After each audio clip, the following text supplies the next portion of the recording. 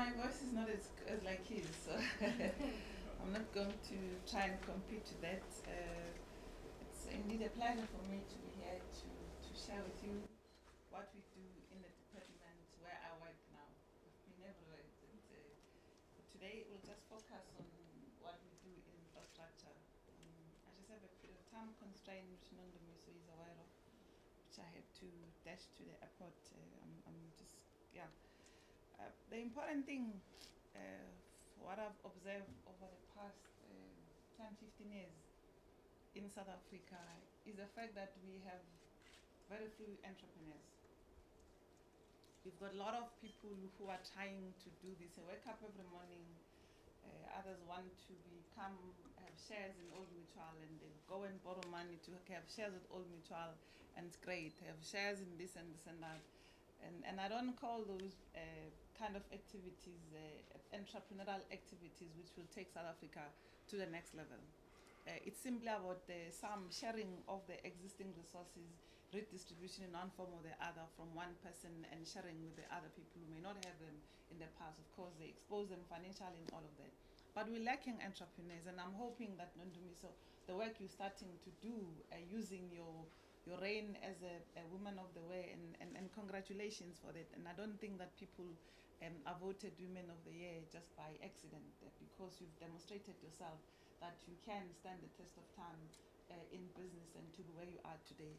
And I hope that the fact that you've decided through your reign, during your reign, to organize a summit like this, people are going to learn and take leave from what you are doing. So successful entrepreneurs, in my view, are people who really do what Sigelela is doing. And I came across Sigelela when I was in health and in all of those things. And this is a company that has signed a contract with Philips in Germany that will be your distributor in South Africa, whatever, and of your medical equipment and all of those things. Of course, Siemens being, or not Siemens, Philips being a typical multinational company, they'll do everything and anything to screw up the small person. And to eat up as much margins as possible. But it takes a bold entrepreneur to tell Philips what to do and how they want to work with them and all of those. So I'm not saying they've succeeded in getting Philips to get them to do what they want them to do, but the fact that they continue to work with them, it's something that really must be commended on. And I think what really I'd like to see in South Africa going forward, we import all of those equipments. No single equipment that we use in our public hospitals or private hospitals are made in South Africa, with the exception of Lodox, which was also designed for the mining industry, De Beers in particular, to detect workers, to search workers when they leave work, as to say whether they've got diamonds or not. And as a result, now they decided that this is very successful. Why can't it be used in the medical space? And I think we've started rolling out those. There's quite a few of them in the country. Other than the Lodox that has been designed in South Africa and manufactured here, all the medical equipment from anything and everything is done overseas. If you've got successful entrepreneurs, people who really want to establish themselves, and there's an opportunity for people to establish manufacturing capacity in South Africa and begin to take these multinational companies. That's what I call real entrepreneurs, who see an opportunity and find themselves a niche and be able to enter there and say, I'm going to make this and stay the course. Of course, business is not easy. It requires you to have resilience. It requires you, sometimes you're going to lose money, sometimes you're going to really make a lot of enemies, but be determined that I'm going to make my business success. So in the space where I work, of course, there's an infrastructure work that must drive a lot of job creation. There's a lot of money that the president announced through they talk about trillion or so, or 800 and something billion rands that is attributed to infrastructure. In Gauteng, we talk about 30 odd billion or so money that we're going to spend in the next MTF on infrastructure. But it does not, I would not give those contracts to people who do not know what they're doing. We need to give the contract, the value of this contract, to people who know what it means to put up electrical connection in a building when it is being built. Not someone will say, well, I'm going to build a hospital for you, and they don't even know that the theater lights are supposed to be structured in a particular manner. When some of the things that I've seen currently, you've heard yesterday Themba Godi walking into Zola Hospital and saying this hospital has taken so much time and all of those things is because the contractors, sometimes we appoint, I've got my own theories why we appoint oh, inadequate or companies that are not in keeping with the jobs that they are supposed to be delivering and all of this. So, but today is not time for those theories. What is important is that when you appoint a company, you are appointed as a company, be honest and say, MEC, I can deliver this billion worth of a project. I have the capacity without having difficulties. Currently, we've got projects where someone is given a project for 1 million rands, 1 million rands, and they're struggling to deliver those projects.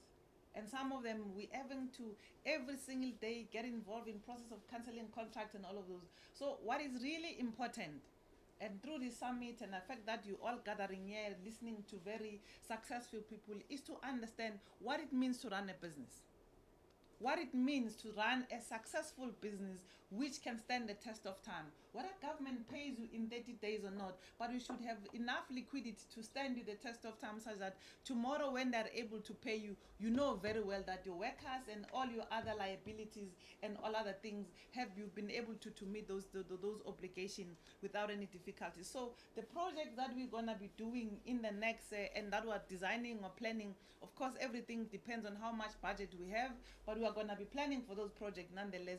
Is going to require to have a decent number of companies that are going to deal with those things. One of the challenges that is really forcing us that is going to impact very significantly on black business is the fact that we have relationship, for instance, in the space where I operate. Otis, they do lifts, Schindler and all of those.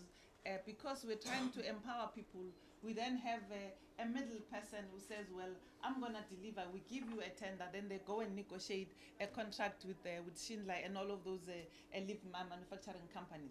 When the lift is delivered, the manufacturer has no responsibility of maintaining. The contractor who's been appointed has a responsibility to do. And a lot of things goes wrong, of course, within that process. We've taken a decision that we are going to work with the manufacturers directly, because particularly in the infrastructure program, because we're having difficulties of things not being maintained, of things not being kept up to standard and whatever. And on the basis of that, we've got to implement the incubation program that will enable you over a period of time to have the requisite skills to be able to stand on your own. And of course, that may not be very popular with many of us, but it's important. Incubation must not be seen as me stopping me from being successful, but it helps you to learn and understand from this person. It's like being mentored by someone who's been successful. Use every opportunity to learn from this person, so that when the time for this mentorship to say, now let go and be on your own, you would have learned as much as possible from this mentor. So that's going to be very important, and I thought it's important that I should mention this kind of thing. So of course, in the space of Gauteng, we're working with all other stakeholders, including SOEs. We coordinate very well with the private sector and all of those things.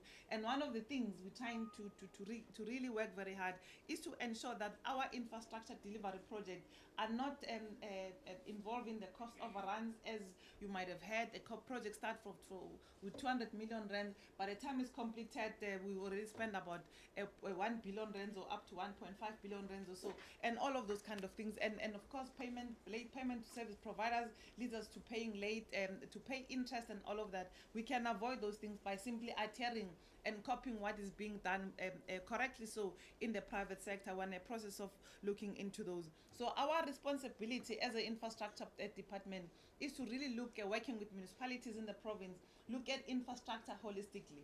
Electricity, of course, Eskom is largely a dominant player in that space, but our responsibility is to make sure that we plan ahead, even for the future years in Gauteng, as to what citizens, what kind of infrastructure should be for this kind of population and for this kind of development that's going to happen. And we're working very well, as I said, with all SOEs and all of those. And of course, currently, one of the things that we're trying to do as you all normally hear in the media, that our public institutions are not well maintained, hospitals are not functioning very well. From an infrastructure point of view, we need to ensure that we institute disciplinary processes of ensuring that, or discipline mechanism of making sure that in a very systematic way we are able to comply with the statutory maintenance. That if a boiler is meant to be maintained in every 3 years, you don't wait for the last the 3 years and 1 day. You maintain it up front, and maybe if a month before the lapse or the expiry date of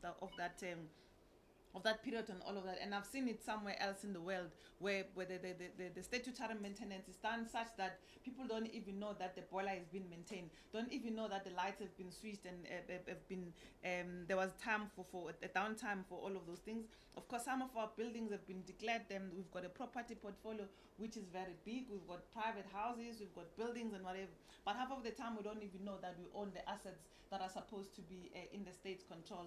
We're currently cleaning up our database that has been done by different service providers over the years. Of course, critical to all of the things that we're doing is to ensure that we employ as many people as possible.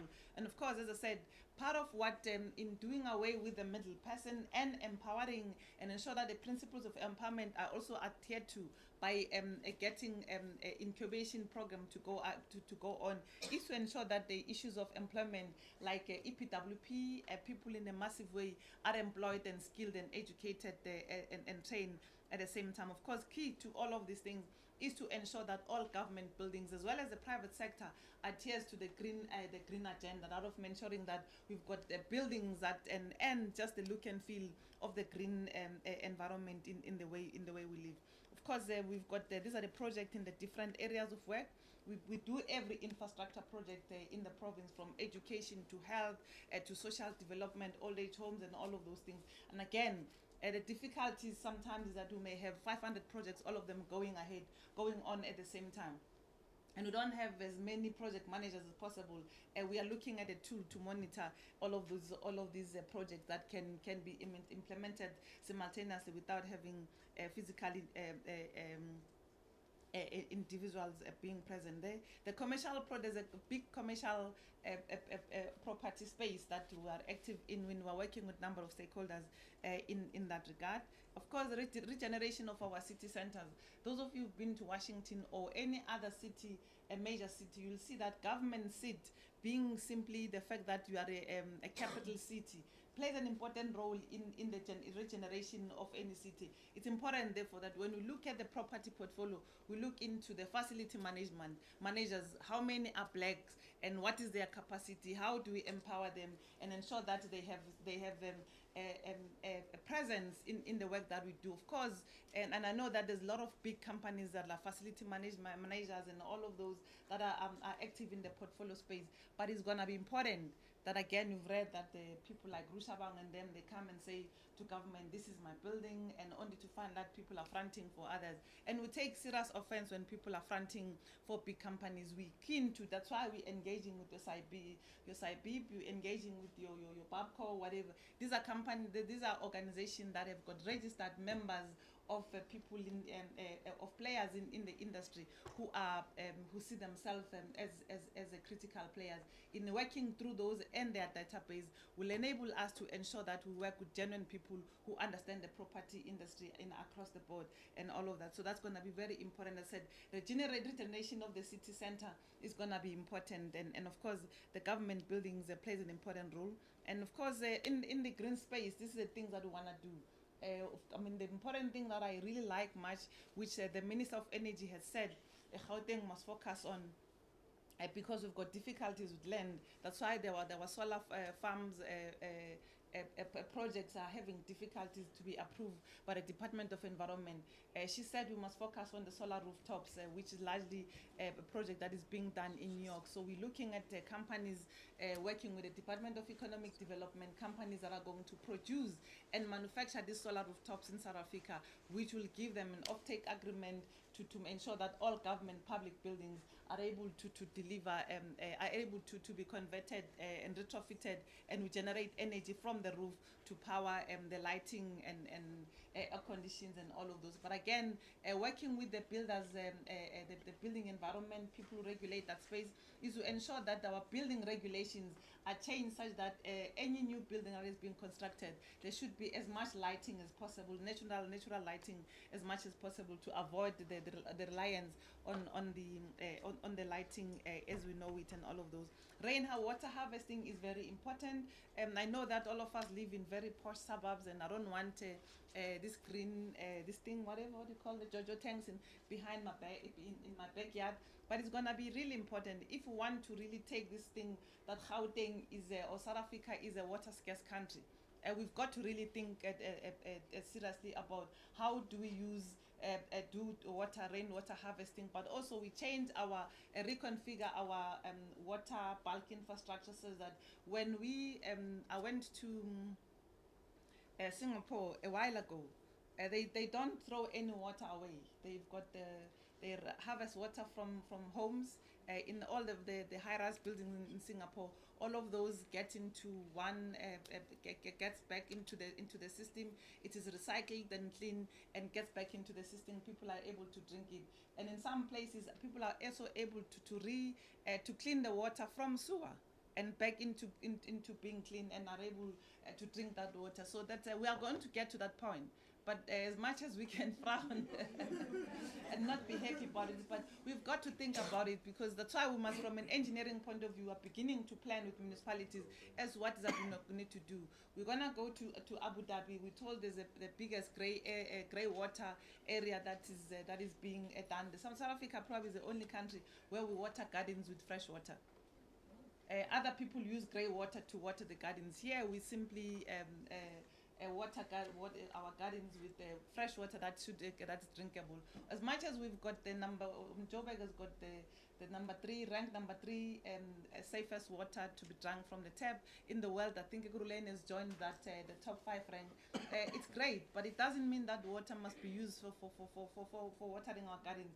We need to look at the grey water. We need to look at the rainwater harvesting. That's why these Jojo tanks are going to be important. When we build schools going forward, we're going to make sure that all of those things are being implemented. And 9 schools that we're starting to build now, we're going to complete them next year. We're going to incorporate all of these principles, including lighting, so that school cannot rely on the normal sources of energy for lighting, because the municipalities hit them hard with the electricity bills and all of those. Of course, we've got to make sure that in the townships, in the main, people are able to utilize, when your tap is broken, fix it. Because the more leakage you have in your tap, the more you're causing difficulties in this thing. And I'm sure those of us who drive in the township from time to time, you'll see a lot of water gushing everywhere, whether it's a burst pipe or it's a burst sewer and all of those things. You must always ask yourself as to, if this water has been, I found it here like now, how long has it been going on like this? And when you dare to pick up a phone and call a municipal official, when they respond, probably it will be 2-3 hours later. And how much losses or revenue would have they lost if they would have attended this problem much earlier? So those kind of things of dealing with the basic infrastructure that supplies bulk, including electricity, is going to be very important in all of that. Of course, the important thing there is that we need to work with them. Women contractors and give them a lot of good work. I must say that where you've got a decent women contractor who owns, who've got a level, CIDB level 8 or whatever, those women contractors are very good and very, very resilient, and they do a lot of good work, and their projects are on stream, on time, and you never experience the number of difficulties that we have. And I think we're going to really try and focus on working with women contractors, women-owned construction companies. Then, of course, we're not going to discriminate against male-owned companies, but it's because we've seen that the women-owned companies are very diligent, and people take pride in the work that they do. And then again, it's going to be very important that we focus on those issues. We struggle, of course, from time to time with people with disability. On the property side, as I said, working with SIBIP, we're also working with BABCO. BABCO is an organization started by about 8 or so commercial black property owners that are simply looking in shopping malls, in getting leases from government on all of that. Just to say to you, government has a policy that if a building is owned by a black person 100%, we give you 10-year leases, a 10-year lease. If a building is owned 50% by a black person, we give you 51%, we give you a 5-year lease. If you only have a 25% or so shareholding, we give you a 2-year lease or so. So it's going to be very important for people who are active in the property sector to understand that when you come to us and you are simply a minority stakeholder, we're not going to give you a long-term lease. But if you've got a building is yours, we're going to give you a long-term lease. Yeah, this is just the CIDP grading as to what level of project and the level, the size of those projects. And what is really disheartening is to have someone who's in level 2 or level 3 of CIDP to tender for work that is level 5.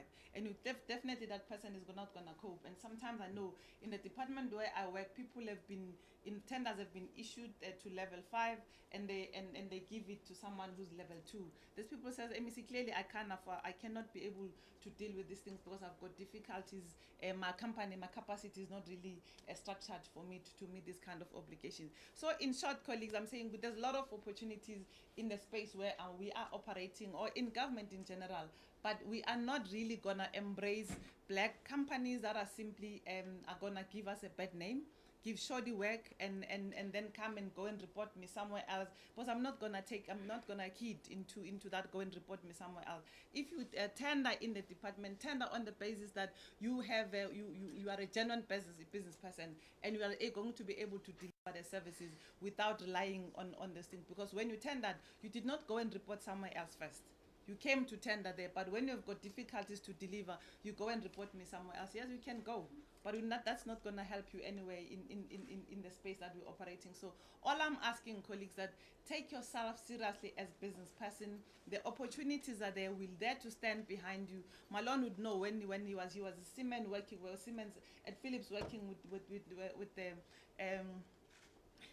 Sigalela, we were able to embrace them, not because of anything else, but because the black agenda is important to be supported.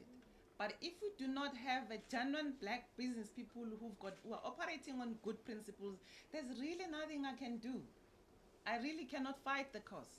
Because I'm not a business person, I'm a politician. My responsibility is to make sure that black business prosper and create that conducive environment and ensure that officials do not treat you badly because you are a black company and all of those things. But if when you've been appointed, you do not adhere to this nobility of delivering projects on time, on scales, within budget, and sometimes surprises, and deliver the project less than the budget that has been budgeted for, even way ahead of schedule, you can do it. But I know that people always South Africans always wants to do the mediocrity things, and I want to do things in the last minute, and those things do not work. Thank you very much for the opportunity.